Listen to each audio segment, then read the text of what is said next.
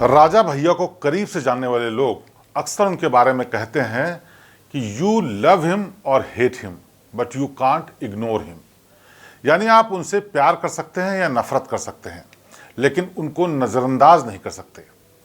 BJP ने जिस तरह से पहले उनको नज़रअंदाज किया, उससे राजा भैया नाराज हो गए और अब उन्होंने बीजेपी को दिन में तारे दिखाने शुरू कर दिए हैं। अब इस पूरे विवाद में अनुप्रिया पटेल की एंट्री भी हो गई है और कई सवाल घूम रहे हैं, जैसे अनुप्रिया किसके इशारे पर राजा भैया पर निशाना साध रही हैं।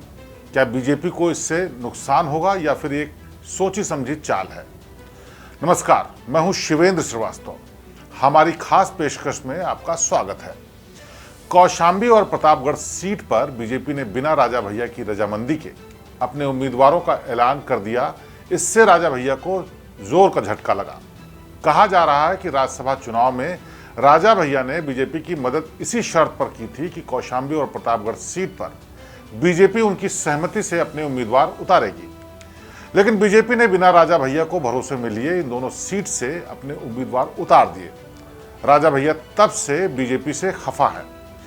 बीजेपी की ओर से राजा भैया को मनाने के लिए तरह तरह के जतन किए गए। जब बात बनती नहीं दिखी तो राजा भैया को मनाने का जिम्मा खुद अमित शाह ने संभाला, लेकिन अमित शाह की मुलाकात भी बेअसर रही और राजा भैया ने ऐलान किया कि वो इस बार कौशाम्बी और प्रतापगढ़ सीट पर किसी भी पार्टी का समर्थन नहीं करेंगे। सभी सम्मानित समर्थकों कार्यकर्ताओं से राय के बाद ये निर्णय लिया गया कि जनसत्ता दल का कोई अधिकृत प्रत्याशी कौशाम्बी और प्रतापगढ़ लोकसभा में नहीं लड़ रहा है। ऐसी स्थिति में, और किसी से अलायंस भी नहीं हुआ है, तो ऐसी स्थिति में सभी सम्मानित मतदाता उनकी जहां इच्छा हो, जिस भी दल को, जिस भी प्रत्याशी को वो मतदान करना चाहें, अपना आशीर्वाद देना चाहें, वो जाकर के आपसे मिलने आए थे भैया? दोनों प्रत्याशी मिलने आए थे, सपा के भी और भाजपा के भी। राजा भैया के इस बयान के बाद लगा कि बात आई गई हो गई, लेकिन कथनी और करनी में फर्क नजर आ रहा था, क्योंकि राजा भैया कह कुछ और रहे थे और कर कुछ और रहे थे। कहा जा रहा है कि राजा भैया ने अपने समर्थकों से कहा कि वो इस चुनाव में सपा की मदद करें, यानी सीधे तौर पर वो बीजेपी को नुकसान पहुंचाने लगे। राजनीतिक जानकार हैरान थे कि बीजेपी खामोश क्यों है। इसी बीच अनुप्रिया पटेल ने प्रतापगढ़ की जनसभा में राजा भैया पर जमकर निशाना साधा। अपना दल सोनेवाल की प्रमुख अनुप्रिया ने कहा कि लोकतंत्र में राजा अब रानी की पेट से पैदा नहीं होता है, राजा अब ईवीएम का बटन दबाने से पैदा होता है। अनुप्रिया ने राजा भैया पर सीधा हमला करते हुए लोगों से कहा कि स्वघोषित राजाओं को लगता है कि कुंडा उनकी जागीर है। उनके भ्रम को तोड़ने का बहुत बड़ा और सुनहरा अवसर है। ये पहला मौका था जब अनुप्रिया पटेल ने राजा भैया को सीधे अपने निशाने पर लिया। लगे हाथ राजा भैया ने भी अनुप्रिया पटेल का हिसाब चुकता कर दिया।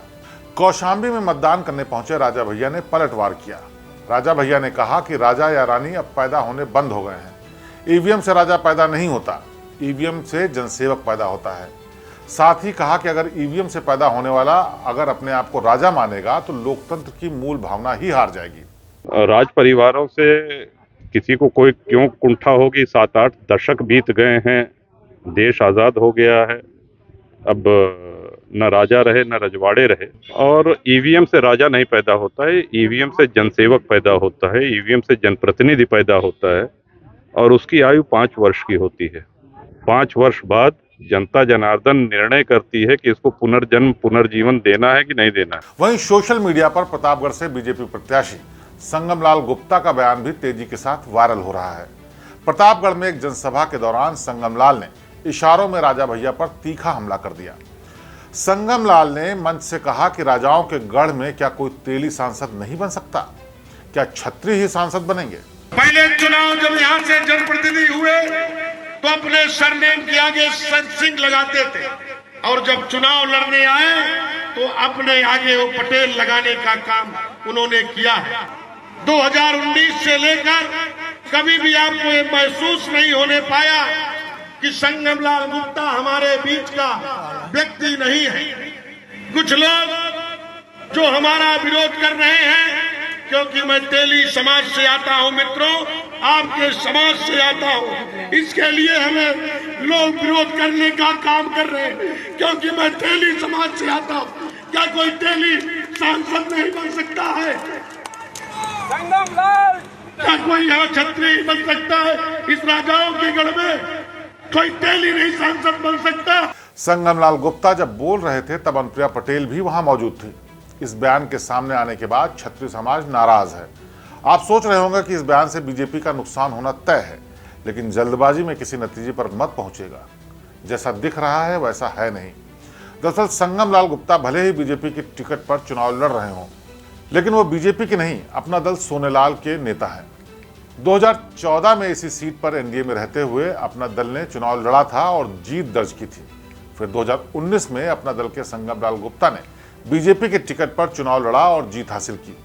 इस बार फिर से संगमलाल प्रतापगढ़ से अपनी किस्मत आजमा रहे हैं। ऐसे में सवाल उठता यह है कि जब अपना दल यहां से चुनाव जीतती आ रही है तो फिर अनुप्रिया और संगमलाल के इस तरह के बयानों की जरूरत क्या थी? असल में जरूरत थी, और इसके लिए आपको पूरी क्रोनोलॉजी समझनी होगी।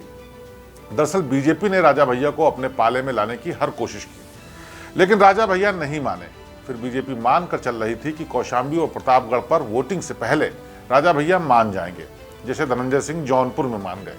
लेकिन राजा भैया तो राजा भैया ठहरे, वो अपनी बात से टस से मस नहीं हुए। कौशाम्बी सीट पर चुनाव हो गया और जितना नुकसान होना था हो गया। कहा जा रहा है कि अब बीजेपी पर्दे के पीछे से सारा खेल खेल रही है और बीजेपी की शह पर अनुप्रिया पटेल और उनकी पार्टी के नेता राजा भैया पर खुलकर हमला कर रहे हैं। प्रतापगढ़ सीट पर कुर्मी वोटरों की खासी तादाद है और अनुप्रिया पटेल कुर्मियों की बड़ी नेता मानी जाती हैं और उनकी पार्टी का प्रतापगढ़ में अच्छा खासा जनाधार भी है। इसी के चलते बीजेपी ने कुर्मी वोटरों को साधने के लिए अपना दल के साथ 2014 से गठबंधन किया हुआ है। अनुप्रिया राजा भैया के बहाने अब ओबीसी कार्ड खेल रही हैं ताकि कुर्मी और अन्य ओबीसी जातियों को अपना पक्ष में लाया जा सके। प्रतापगढ़ सीट पर 25 मई को वोटिंग होगी। कहा जा रहा है कि वोटिंग से पहले माहौल बनाने के लिए बीजेपी राजा भैया पर सियासी हमले करा रही है ताकि अपने नुकसान का बदला लिया जा सके। अगर बीजेपी नेता खुद राजा भैया का विरोध करते तो पूरे देश में ये संदेश जाता कि पार्टी क्षत्रियों का अपमान कर रही है, इसीलिए निशाना साधने के लिए अपना दल का कंधा इस्तेमाल कर रही है। अनुप्रिया और संगमलाल दोनों ओबीसी वर्ग से आते हैं। इस बहाने बीजेपी प्रतापगढ़ में राजा भैया के असर को कम करने की कोशिश कर रही है ताकि प्रतापगढ़ सीट पर जीत की राह आसान की जा सके। कहा जाता है कि राजा भैया को कुंडा में हर विधानसभा चुनाव में सभी जातियों का समर्थन मिलता रहा है, जिसके चलते बीजेपी ने इस बात को ध्यान में रखकर राजा भैया से पार पाने के लिए चाल चली है ताकि सपा को फायदा न मिल सके। बहरहाल राजनीति में दोस्ती और दुश्मनी की कोई एक्सपायरी डेट नहीं होती। यहाँ दोस्ती और दुश्मनी चाइना के माल की तरह है, यानी इस्तेमाल करो और फेंको। पहले बीजेपी को राजा भैया ने राज्यसभा चुनाव में फायदा दिलाया और अब बीजेपी ने राजा भैया को ठेंगा दिखा दिया। राजा भैया ने इसका बदला भी ले लिया। अब बारी बीजेपी की है, तो वो सब होगा जिसकी उम्मीद राजा भैया को नहीं होगी। ऐसे में ये भी देखना दिलचस्प होगा कि कौशाम्बी और प्रतापगढ़ सीट पर जीत किसकी होती है और इस जीत हार के बाद राजा भैया का भविष्य भी तय होगा। हमारी इस खास पेशकश में आज बस इतना ही। आपसे फिर होगी मुलाकात। नमस्कार। यूपी की हर खबर देखने और उनसे अपडेट रहने के लिए हमारे चैनल श्रेष्ठ यूपी को सब्सक्राइब और लाइक करें। साथ ही बेल आइकन को दबाना ना भूलें, जिससे हमारे हर वीडियो की जानकारी आप तक पहुंचती रहे।